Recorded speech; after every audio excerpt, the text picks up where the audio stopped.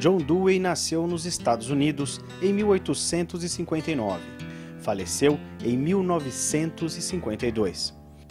Doutorou-se em 1884 com uma tese sobre o filósofo Immanuel Kant e iniciou sua vida profissional como professor da Universidade de Michigan. Ali, Dewey entrou em contato com as ideias do filósofo William James, cujo livro Princípios de Psicologia o levou em direção ao pragmatismo.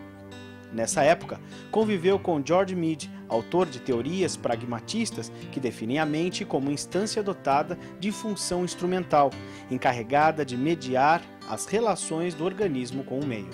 Em 1894, Dewey transferiu-se para a Universidade de Chicago, onde criou e dirigiu uma escola elementar, na qual procurou verificar a aplicabilidade prática de suas concepções filosóficas. Foi uma experiência inovadora, uma escola-laboratório que garantia liberdade de ação para professores e alunos, com novos métodos e técnicas de ensino, contrariando o ensino tradicional. Foi nesse período que Dewey iniciou suas reflexões educacionais, registradas em livros como Meu Credo Pedagógico, 1897, e Escola e Sociedade, 1899. Em 1904, foi para a Universidade de Colômbia, onde se aposentou em 1930 como professor emérito. Nesse período, dedicou-se a escrever diversos livros e a desenvolver suas ideias no campo da lógica e da epistemologia para esclarecer as suas concepções educacionais. Visitou países como Japão, China, Turquia e União Soviética, expondo suas teses inovadoras nas áreas da filosofia e da educação. Mesmo após a aposentadoria, continuou escrevendo ensaios, artigos e livros, abrangendo assuntos como ética, arte e religião. Manteve intensa participação nos eventos políticos de seu país e do mundo, travando debates e promovendo sua crença inabalável na democracia.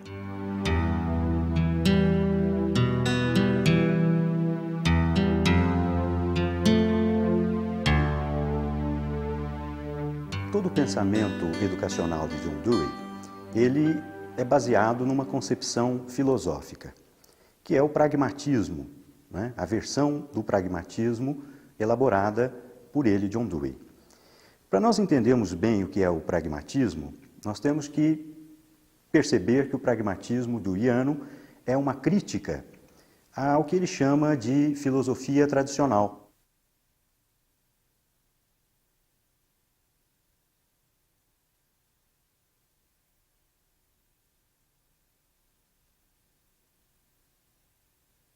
A filosofia tradicional, ela pode ser bem descrita pelas ideias de Platão, o filósofo grego Platão, que elaborou uma visão de mundo que consiste num dualismo.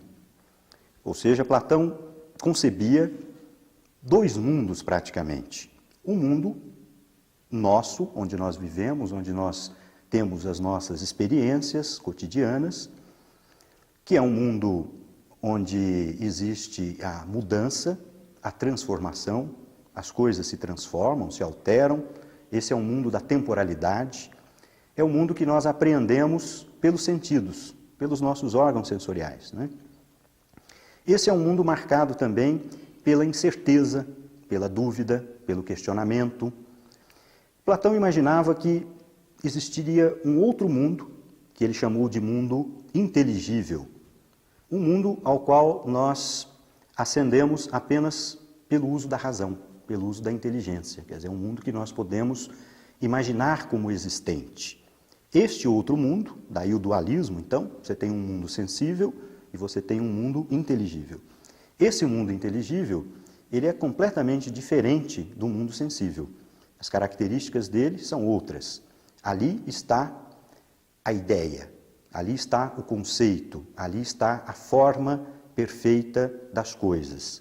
Enquanto no mundo sensível você tem a mudança, a transformação, lá no mundo inteligível você tem a estabilidade. Enquanto num você tem a dúvida, a incerteza, no outro você tem a verdade. Dessa concepção platônica decorre uma filosofia educacional, uma concepção de educação, um modo de você trabalhar a formação das pessoas. que é basicamente a seguinte: você deve entender que o seu aluno, ele necessita ascender a esse mundo das verdades já prontas, já definidas, que não se transformam, que não mudam, as verdades acabadas, como nós costumamos chamar.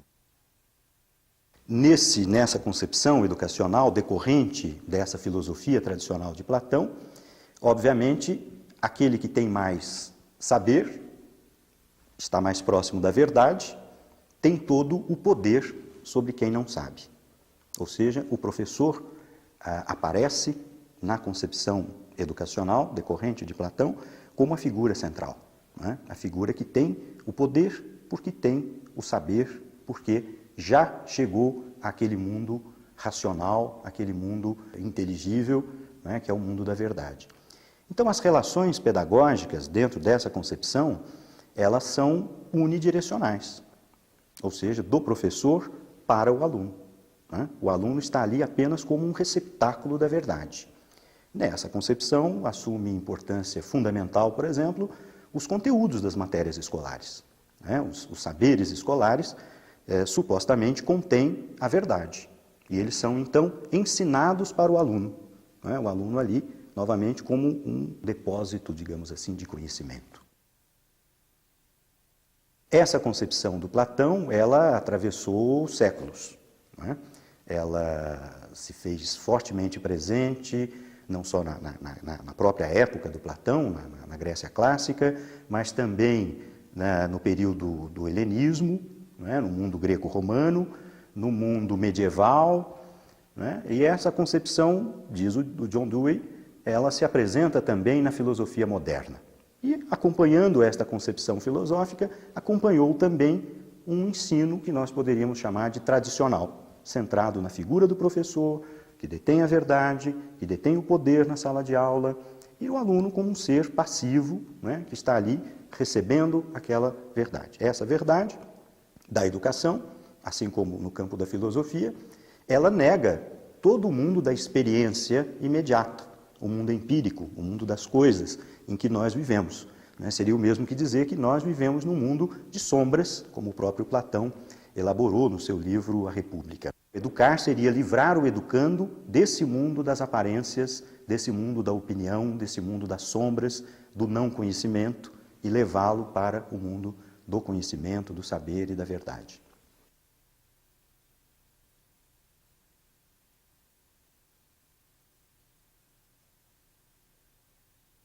Qual é a crítica feita pelo Dewey à filosofia tradicional? Consiste basicamente na negação daquele dualismo que o Platão estabeleceu, ou seja, aquela distinção, aquela separação entre o mundo sensível, que é desvalorizado na concepção tradicional da filosofia, e, de outro lado, aquele mundo inteligível, aquele mundo da razão, onde estaria a verdade, onde estaria a certeza. Dewey discorda desta dicotomia, né, discorda dessa visão metafísica transcendental e diz que nós não precisamos recorrer a essa esfera metafísica, a esse mundo inteligível, para justificar, explicar, entender e transformar o mundo em que nós vivemos. Quer dizer, nós somos seres responsáveis por este mundo empírico, por este mundo da transitoriedade, da transformação, da mudança, da incerteza, e é com este mundo da experiência que nós devemos nos contentar, digamos assim, né? Então, Dewey valoriza justamente a experiência, ao contrário da filosofia tradicional, que valoriza essa razão descolada, distanciada da experiência do homem comum. Consequentemente, toda a filosofia educacional, toda a concepção educacional do Dewey será, portanto, uma visão educacional, uma visão de escola, de educação, voltada para lidar com o tema da experiência. A experiência é o conceito fundamental em Dewey, né? E tem esse aspecto filosófico porque Dewey vai nos dizer que nós podemos lidar com a experiência de modo racional, sem ter que recorrer a uma esfera metafísica onde estaria a verdade e a razão.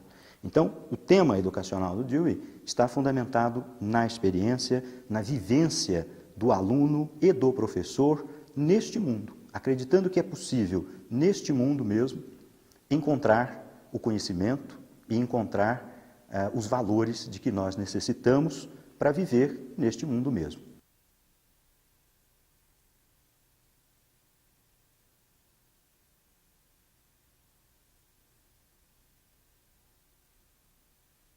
A palavra pragmatismo, ela significa justamente essa preocupação, essa ênfase dada às coisas práticas, né? Às coisas imediatas. No nosso linguajar comum, né, do homem comum, sempre que se usa a palavra pragmatismo, se usa com uma conotação pejorativa. Esse indivíduo é extremamente pragmático, né? Esse indivíduo é extremamente utilitarista, ele visa apenas o seu próprio interesse. No campo da filosofia, especialmente da filosofia de John Dewey, nós temos que entender um pouco melhor o significado da palavra. Ela diz respeito, sim, à prática, né?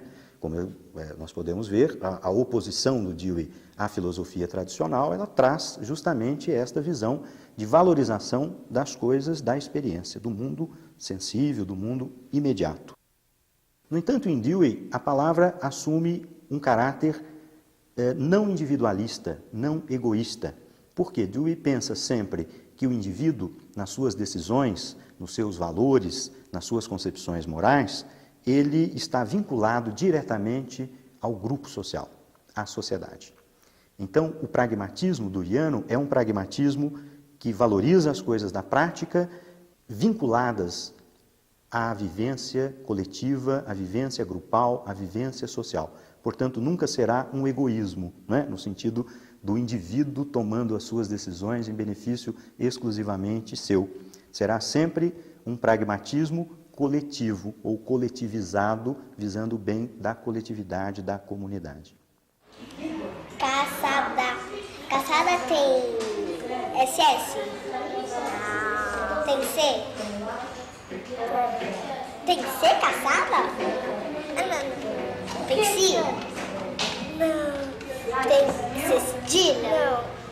Não tem C cedilha? Olha aqui.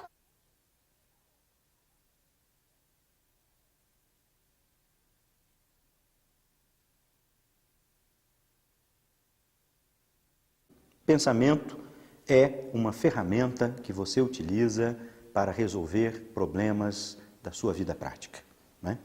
No seu cotidiano, no seu dia a dia, você se defronta normalmente com problemas, né? Com opções que você tem que escolher entre caminhos que você vai percorrer para ir da sua casa ao trabalho, por exemplo, e você lança mão de ideias, de dados que você possui e você elabora hipóteses. Bem, hoje vou por aqui.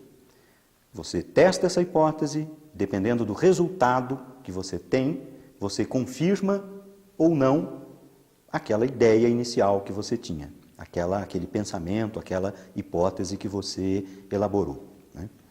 O que é o pensamento reflexivo?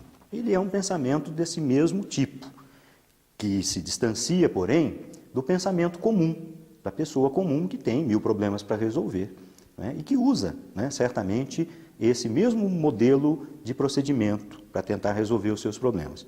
O Dewey apenas sistematiza isso de uma forma um pouco mais elaborada, mostrando que há uma série de passos, né, que você pode seguir para verificar se as suas hipóteses, se as suas ideias, de fato, elas se mostraram válidas ou não.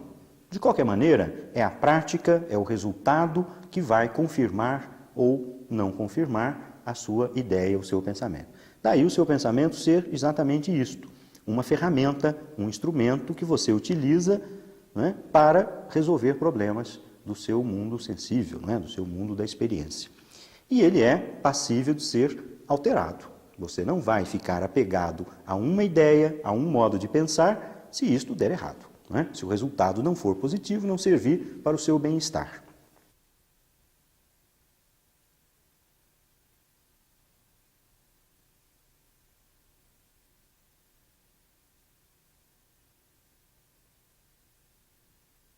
E uma expressão que se usa muito hoje, que é a expressão professor reflexivo. É um professor que não trabalha com definições prévias, com soluções prontas, né? com o manual de ensino que diz para ele, proceda sempre assim. O professor reflexivo é aquele que está sempre questionando a sua prática, está sempre vendo a sua relação com os alunos e com o conhecimento como uma relação problemática, ou seja, como algo a ser resolvido, como algo a ser solucionado e para o que nós não temos soluções prontas de imediato, a priori. Nós temos que testar.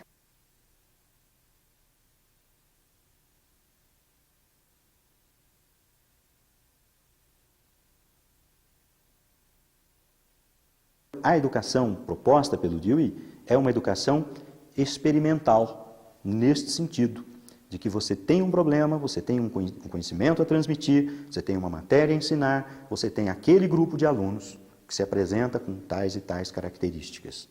Como fazer? Não há solução pronta. Não há um mundo platônico dizendo para nós, faça assim que dará certo. Nós temos hipóteses. E nós vamos à prática, checamos essas hipóteses, verificamos se funcionam. Se funcionam, amanhã, diante de situação semelhante, aplicamos o mesmo método, o mesmo procedimento. Se não funciona, temos como retroagir, repensar, rediscutir. Então, a proposta de professor reflexivo está fundamentada nesta ideia, que no fundo é uma concepção filosófica da inexistência de uma verdade pronta, acabada, definida, etc. Que no campo da educação se transforma, então, nessa ideia de professor reflexivo.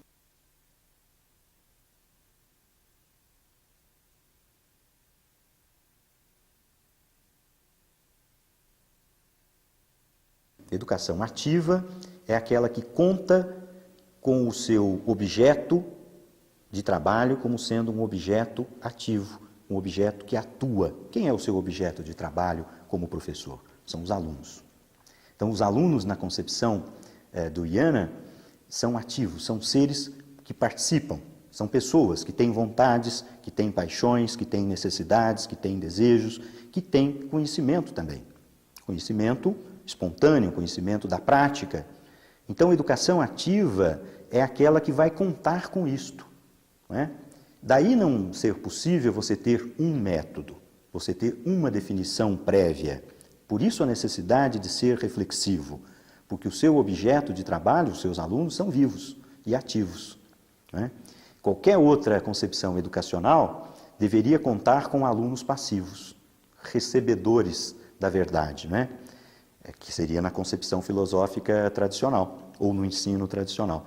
A concepção do IANA, como ela conta com um aluno ativo, ela precisa contar com um pensamento reflexivo, com um professor reflexivo.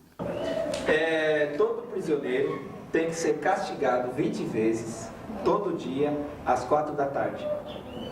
Professor, repete qual foi a pergunta. A gente está discutindo se é justo ou não é justo, se é certo. Todo prisioneiro tem que ser castigado 20 vezes por dia, às 4 horas da tarde.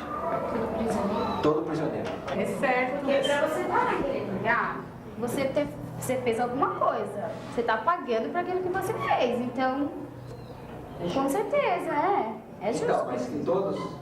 Bom, aí eu não sei. Vamos supor que eles fizeram uma rebelião, tá? Aí eu concordo desse dia eles apanharem, Mas quebrarem vidros e tá. etc. Alguns participaram da rebelião, outros não participaram. Como que eles vão saber? Eles São têm que bater em todos, claro. Alguém discorda que seria justo isso? A gente tá pensando só neles. Mas que um dia acontece com nós, faz conta dos familiares, vai pra lá. A gente não pensa nisso. Mas você tem que pensar que você vai pagar uma pena, você errou. Mas faz conta, um pai seu, acontece alguma coisa, ele vai lá na cadeia. Ele vai ter que levar 20 todo dia, Depende do que acontecer. Ele foi pra cadeia porque ele fez alguma coisa errada. Sim, mas todo erro é igual? Não, todo erro não é igual. Então por que a pena tem que ser igual? Porque eles não têm como saber, vamos supor, foi o que eu falei, não tem como saber, um pegou um de vítima lá e todos estão lá, quero sair, não tem como ele saber, se todos estão colaborando. Tá, então no caso do que você disse, um aluno da classe, ele pega e fura a louça. né? Aí não dá para o professor saber, ele não estava na sala de aula. É justo ele punir a classe inteira? E a educação precisa ser também significativa. Ou seja, se esses alunos são seres ativos, pensantes, vivos, que têm um certo conhecimento, aquilo que você quer transmitir precisa ser significativo para eles. Não basta que seja significativo para você. Não basta que seja a sua verdade, aquela que você talvez tenha encontrado no mundo inteligível de Platão. É preciso que esta sua verdade, que o seu conhecimento, ou que a moral que você quer transmitir, os padrões morais, tenham relação, sejam significativos para aqueles alunos.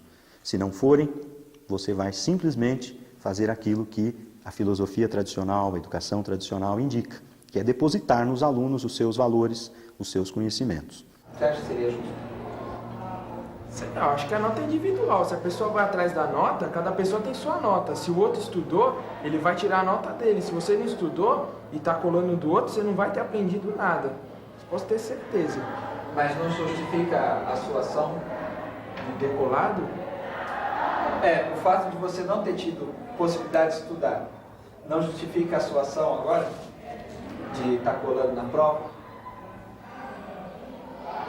Entendeu? É assim. Você teve uma série de problemas, não pôde estudar para a prova. Agora chega na hora da prova e você não está em condições de fazer. Não é justo que você possa colar na prova?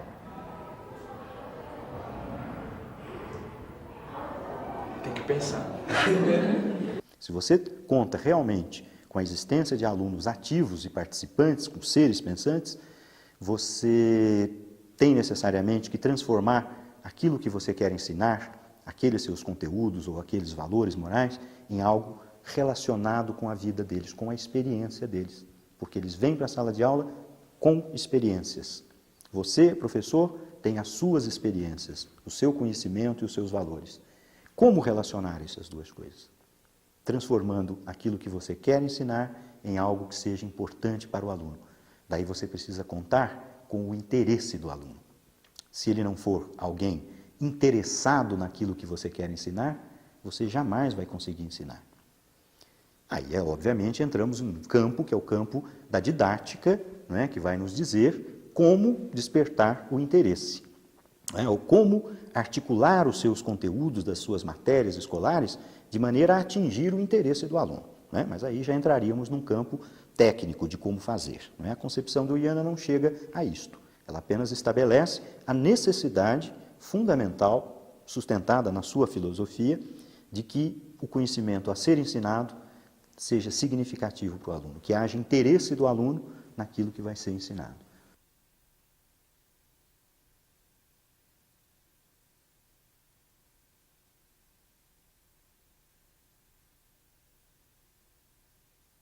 Então devemos ver que na filosofia do Uiana, e na sua filosofia educacional também, o termo verdade deve aparecer sempre, entre aspas, digamos, e muitas vezes até substituído pelo termo consenso. Ou seja, o que Dewey quer dizer é o seguinte: não temos verdades prontas, não temos verdades eternas, não temos verdades definidas por uma instância metafísica, mas temos sim verdades provisórias. Temos sim verdades com as quais devemos contar para resolver os nossos problemas particulares e sociais, coletivos. Então, temos verdades, apenas que não são aquelas grandes verdades, digamos assim, com V maiúsculo. Temos verdades que são deste momento, úteis neste momento e que podem se alterar a qualquer momento. E como chegamos a essas verdades? Dewey nos responde: pelo consenso. Ou seja, não há uma verdade sua, individual, pode evidentemente até existir, mas ela adquirirá um valor maior quando ela é elaborada coletivamente, quando ela é elaborada através de um processo de discussão sobre vários pontos de vista que podem se articular, oferecendo uma solução, uma verdade, portanto, para os problemas que nós encontramos na nossa vida particular, pessoal ou coletiva, né? Não é papel da mulher fazer a janta? É lógico. Acho que é assim, porque o Não, homem, é como eu falo, o homem, ele tem a obrigação de colocar as coisas dentro de casa. A mulher já não tem essa obrigação. E a mulher tem a obrigação de Mas quem cuidar das coisas que o homem colocou dentro de casa. Eu acho que a mulher deveria todo dia ter a casa, deixar a casa limpinha. Quem estipulou essa obrigação? Isso daí já vem de muitos velhos. E por que não mudar essa coisa? Então vamos fazer assim então. Então vocês trabalham, a gente faz comida. Então a ideia de consenso é fundamental e ela se sobrepõe à ideia de verdade, pelo menos aquela verdade, né, transcendental. Né? Há, sim, verdades que nós conseguimos, que nós adquirimos, que nós formulamos a cada momento e podemos reformular. Daí vem o conceito de democracia. A ideia do Dewey é que só num ambiente democrático isso é possível. Quando ele fala de democracia, portanto, ele não está pensando imediatamente, diretamente, num sistema de governo. Ele está pensando num modo de vida, num modo de relação entre as pessoas, no modo como as pessoas se organizam para chegar a consensos, para estabelecer as verdades coletivamente que são necessárias para reger a nossa vida cotidiana, o nosso mundo empírico, o nosso mundo da experiência. Então, nós temos que pensar a democracia na escola por esse mesmo ângulo, né? Partindo desta concepção filosófica e valorizando um ambiente democrático na escola, que significa, obviamente, tomar como princípio a liberdade. Né? O princípio básico, fundamental no pensamento deweyano é a concepção de liberdade. Nenhuma escola será baseada nas ideias de John Dewey se não conceder liberdade, diálogo, possibilidade de contestação, possibilidade de discussão e, mais ainda, possibilidade de chegar a consensos. Consenso, veja bem, é algo que exige muitas vezes que você abra mão do seu ponto de vista particular, em benefício de um ponto de vista que talvez seja mais eficiente ou seja mais adequado para determinada situação. Então, num ambiente autoritário, isso é impossível. Né? Você, na verdade, tem que ou impor o seu ponto de vista ou abandoná-lo sem discussão. No ambiente democrático, não. Você deve expor o seu ponto de vista e ninguém poderá impor uma ideia não justificada no debate, no diálogo a você.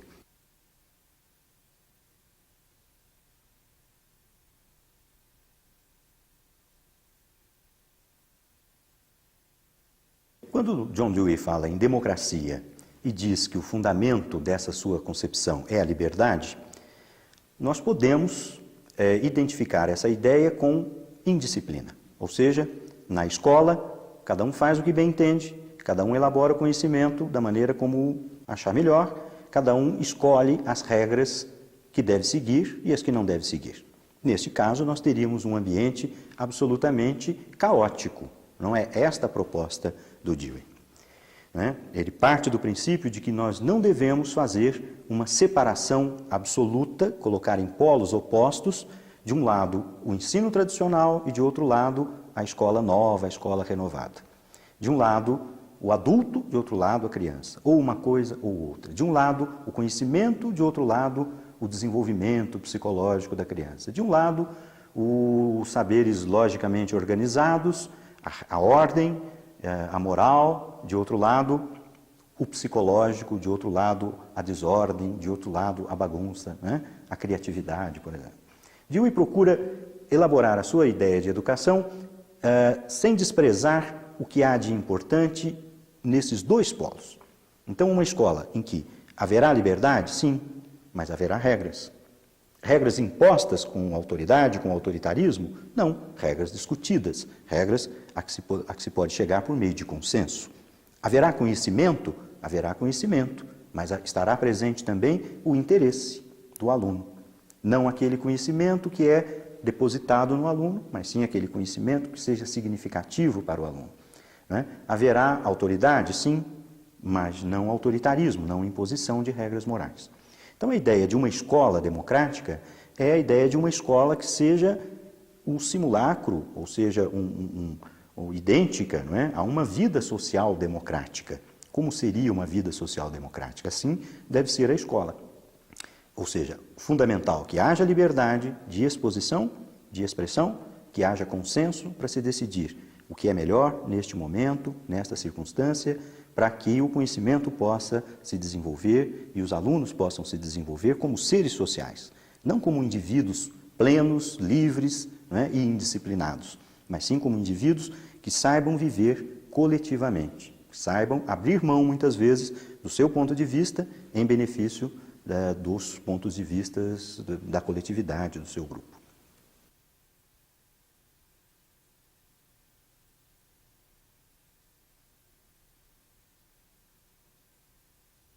John Dewey é conhecido também pela ênfase que ele dá no termo ciência.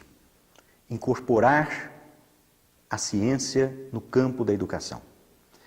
Muitos autores renovadores fazem proposta semelhante. Eu vou abordar o que há de específico na proposta deweyana.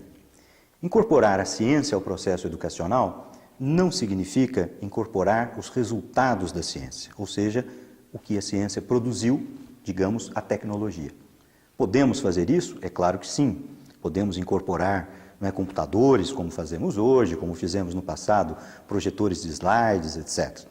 Mas não é isto que significa o termo ciência em John Dewey.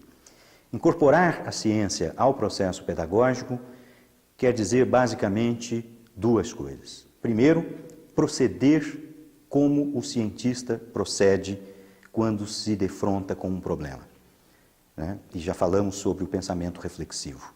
A ideia de pensamento reflexivo, ela é fundamentada no procedimento do cientista. O cientista é aquele que se depara com um problema teórico, um problema prático, elabora hipóteses, tenta checar hipóteses, levanta ideias e confirma ou não confirma. Então, a ideia de pensamento reflexivo, ela está envolvida nessa visão que o Dewey tem do trabalho científico. É um trabalho em que não há nada pré-estabelecido, não há nada fixo. Tudo está em movimento. Todas as ideias que os cientistas têm, elas são passíveis de serem amanhã modificadas. Ideias que eram aceitas há 10, 20 anos, 100 anos, hoje não são. Por quê? Porque o cientista está constantemente envolvido nesse trabalho de revisão dos seus enunciados. Assim deve ser a escola também.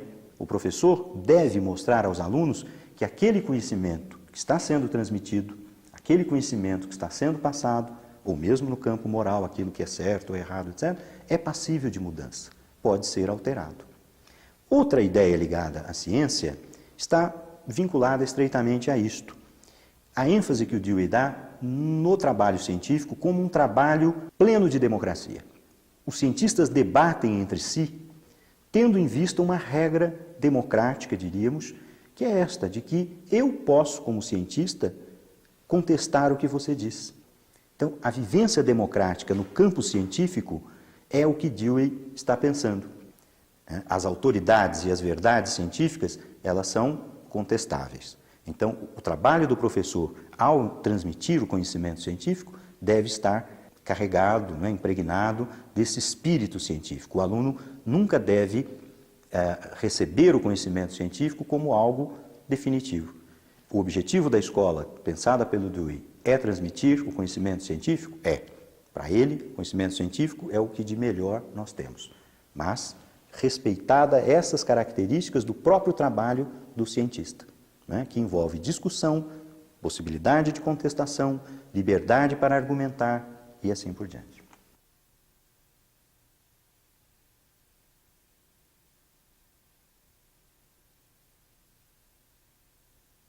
John Dewey era um liberal. Esta palavra, esse conceito, hoje em dia, está extremamente associado à ideia de neoliberalismo, né? Ou seja, um retorno das ideias liberais.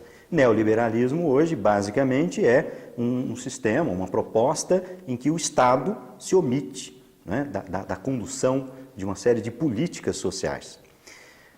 Dewey discutiu essa questão nos Estados Unidos, nos anos 30, 40, no período anterior e durante a Segunda Guerra, e afirmando a necessidade da presença do Estado nas políticas sociais. Isso é algo importante de se deixar bastante claro, para não se confundir a proposta deweyana, a visão política deweyana, com o que se chama neoliberalismo. Na sua época, Dewey era um crítico do que hoje nós chamaríamos de neoliberalismo. Ele vivia o período da crise, posterior a 1929, a quebra da Bolsa, a crise internacional, verificava o empresariado em situação extremamente difícil e a classe trabalhadora sofrendo numa miséria quase que absoluta. E qual era a solução que os liberais do seu tempo apresentavam? Quanto menos Estado, melhor. Vamos deixar que a mão invisível conduza os negócios, que o mercado resolva a situação. Dewey foi contrário a esta visão, dizendo não, se formos por aí, os mais fortes sobreviverão. Apenas o empresário mais forte, mais esperto, apenas o trabalhador mais submisso será capaz de sobreviver. Não podemos permitir que haja esse jogo natural das forças.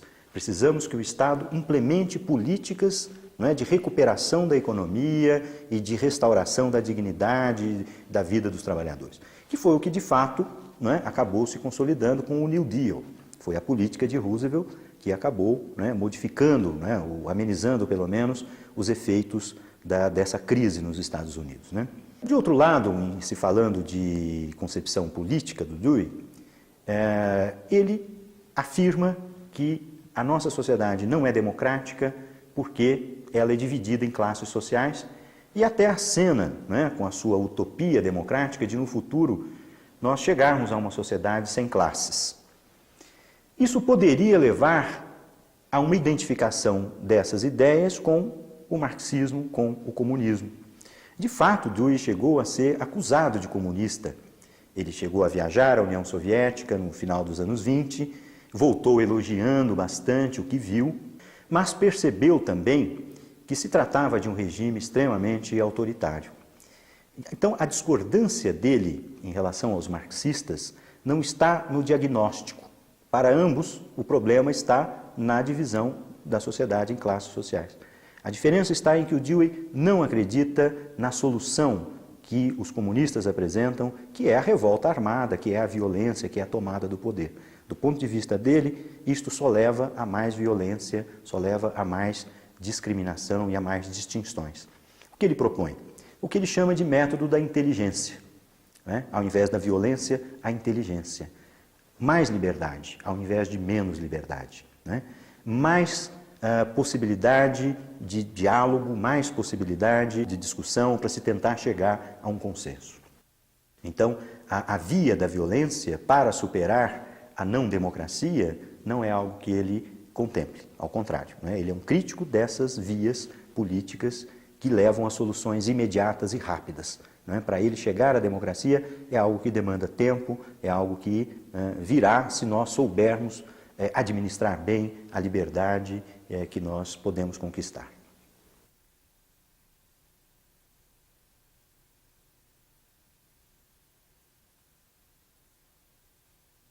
Vários conceitos elaborados por John Dewey no campo da educação estão presentes ainda hoje, Pensamento reflexivo, professor reflexivo, educação significativa e vários outros. Há um aspecto particular que nos interessa, que é a visão do Dewey sobre o papel da escola na sociedade. Ou seja, a escola não é um instrumento de adequação das pessoas ao mundo existente, de adequação do indivíduo, das crianças, dos nossos alunos à sociedade que temos, como se esta sociedade fosse uma sociedade perfeita. Isto é algo que hoje está em discussão em âmbito internacional, no mundo todo. No Brasil, particularmente, nós temos uma situação em que devemos refletir particularmente sobre isso. Que tipo de escola queremos? Uma escola de adequação ao mundo existente, à sociedade existente, ou uma escola que contribua para a superação desta realidade, do mundo, da sociedade brasileira em que nós estamos? As ideias de Dewey, elas vêm sendo retomadas dos anos 80 para cá, juntamente com vários outros pensadores renovadores da educação, particularmente devido ao clima político que nós vivemos de redemocratização. Então, trazer John Dewey hoje para os educadores significa incrementar essa discussão sobre o papel social da escola, não é? Sobre a função que a escola tem, a escola democrática, a escola ativa, para a perspectiva de mudança social, de avançarmos para um mundo democrático, para um mundo mais justo e mais equilibrado.